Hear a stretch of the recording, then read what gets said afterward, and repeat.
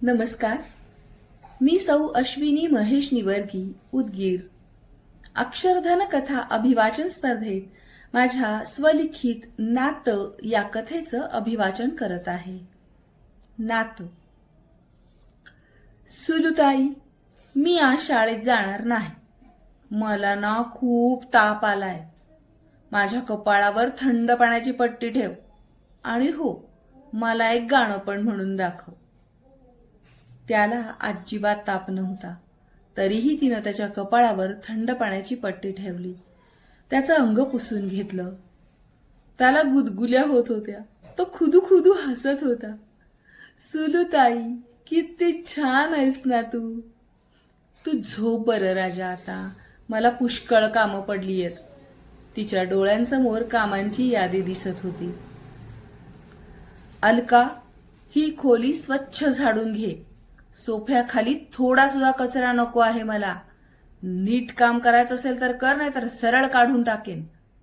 मागच्याच महिन्यात तुझा पगार वाढवलाय मी. तो म्हणाला. हो मालक, खोली स्वच्छ झाडते मी, ती म्हणाली. यशोदा मावशी, मला नाश्त्यामध्ये पोहे आवडतात. उपमा का दिलाय? तो म्हणाला. बर दादा, उद्या तुम्हाला पोहे करून देते, ती म्हणाली. आई, आई कुठे आहेस ग तू? ये ना प्लीज, मला श्रीखंड हवंय, तो म्हणाला. आले आले राजा, ती म्हणाली. त्याला चमच्यानं श्रीखंड भरवायला लागली. थोडं श्रीखंड तोंडात जात होतं तर थोडं बाहेर पडत होतं. ते खाऊन तो गाढ झोपी गेला. आभाळ वाजत होतं. अचानक अंधारून आलं. मुसळधार पावसाला सुरुवात झाली आणि लाईट गेले. तो उठला, घाबरला, मोठमोठ्यानं ओरडायला लागला. मनू, मनू, मला खूप भीती वाटते ग अंधाराची. मनू, कुठे आहेस तू? तो धावत आला. तेवढ्यात त्याचा पाय घसरला. तो जोरात जमिनीवर आडवा झाला. पडताना त्याचं डोकं पलंगाच्या कठड्यावर आदळलं आणि तो धाडदिशी खाली पडला. भळाभळा रक्त व्हायला लागलं. तिनं कसं बसं रक्त थांबवलं आणि पटकन डॉक्टरांना फोन केला. 10 मिनिटात डॉक्टर घरी पोहोचले. नमस्कार मिसेस सांगळे, मी डॉक्टर देशमुख. तुम्ही मला फोन केला होता. हो, मी तुमचीच वाट बघत होते. आमचे नेहमीचे डॉक्टर गावाला गेले आहेत, म्हणून तुम्हाला फोन केला. त्यांनीच मला तुम्हाला फोन करायला सांगितलं होतं. डॉक्टरांनी बँडेज बांधलं.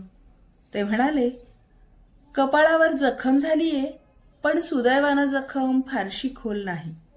लवकरच बरी होईल. मी इंजेक्शन दिलंय, झोपले जाता ते. पण हा काय प्रकार आहे? त्यांनी मला बरीच नावं सांगितली. सुलुताई, आई, यशोदा मावशी, अलका. पण घरात तर तुम्ही दोघंच दिसताय. आणि मिस्टर कुठे आहेत तुमचे? सांगते डॉक्टर. मी मिसेस रेवा सांगळे. माझे मिस्टर सैन्यात अधिकारी आहेत. जिथे पोस्टिंग असेल तिथे असतात. सध्या जम्मूला आहेत.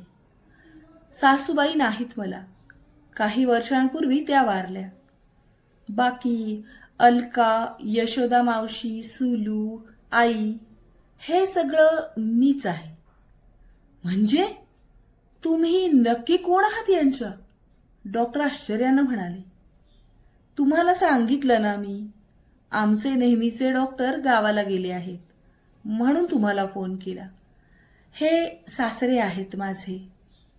माझे मिस्टर मातृभूमीसाठी लढत आहेत आणि मी पितृतुल्य सासऱ्यांच्या आजाराशी लढते आहे. अहो, डिमेन्शिया आहे त्यांना. माणसं ओळखू येत नाहीत.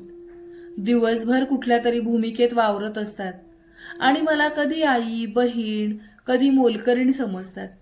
मीही त्यांनी दिलेली भूमिका निमूटपणे निभावते. आपलं माणूस आहे, त्याच्यासाठी लढावं तर लागेलच ना.